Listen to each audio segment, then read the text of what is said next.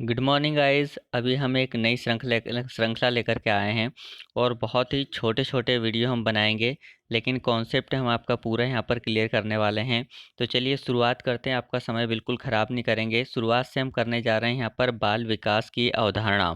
जी हाँ, बाल विकास की अवधारणा, ठीक है। ये आपका टॉपिक है यहाँ पर। तो सबसे पहले हम यहाँ देखेंगे कि जो आपके पास बाल विकास है वो क्या चीज़ है, ठीक है। जो बाल विकास है वो आपके पास यहाँ पर क्या चीज़ है। देखिए, बाल विकास दो शब्दों से अपन कह सकते हैं, एक बाल और दूसरा क्या है, विकास। अर्थात यदि मैं बाल को यहाँ पर कह लूँ क्या, बालक, है ना, बालक।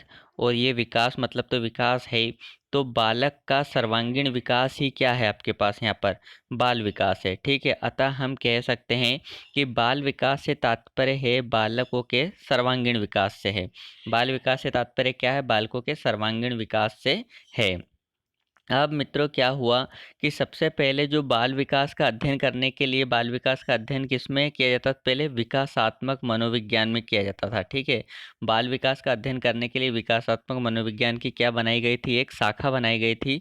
और इस शाखा के अंतर्गत सिर्फ क्या किया जाता था, व्यवहारों का अध्ययन किया जाता था। किसके व्यवहारों का अध्ययन किया जाता था, बालकों के व्यवहारों का अध्ययन। कहाँ से, गर्भावस्था से लेकर के तो मृत्यु पर्यंत तक किया जाता था, ठीक है। क्या किया जाता था, गर्भावस्था से मृत्यु पर्यंत तक इसमें किया जाता था। लेकिन फिर क्या हुआ वर्तमान में, ठीक है ना, मतलब इन द प्रेजेंट, वर्तमान में इसे बाल विकास में परिवर्तित कर दिया गया, ठीक है ना।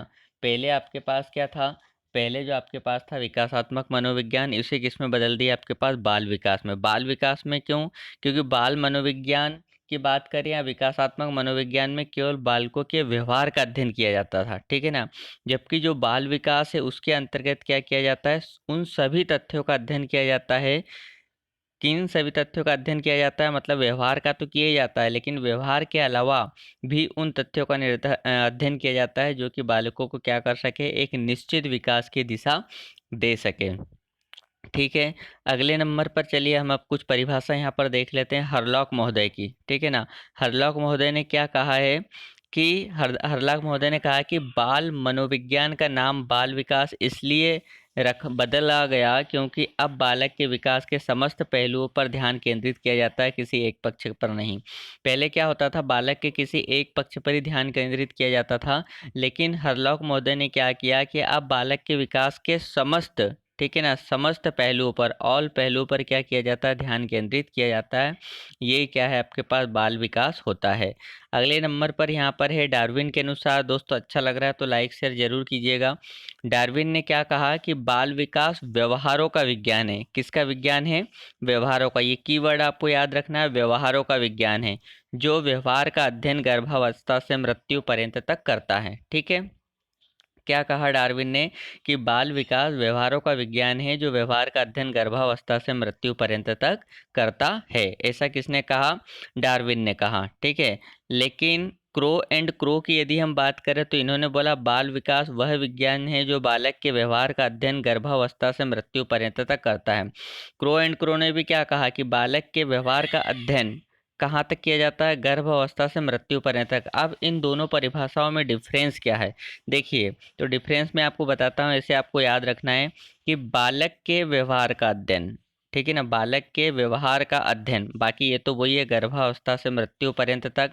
ऐसे ही हमारे पास क्रो एंड क्रो के पहले यहाँ पर डार्विन ने दी थी, ठीक है ना। यहाँ भी व्यवहार का अध्ययन है, लेकिन उसमें लिखा था बालक के व्यवहार का अध्ययन, ठीक है ना। और यहाँ क्या बोला है, बाल विकास व्यवहारों का विज्ञान है, ठीक है ना, जो व्यवहार का अध्ययन, ठीक है। इसमें क्या बोला है, बाल विकास व्यवहारों का विज्ञान है। तो ये दोनों में क्या है, यहाँ पर आपके पास अंतर है, ठीक है। इस अंतर को आपको ध्यान में रखना है।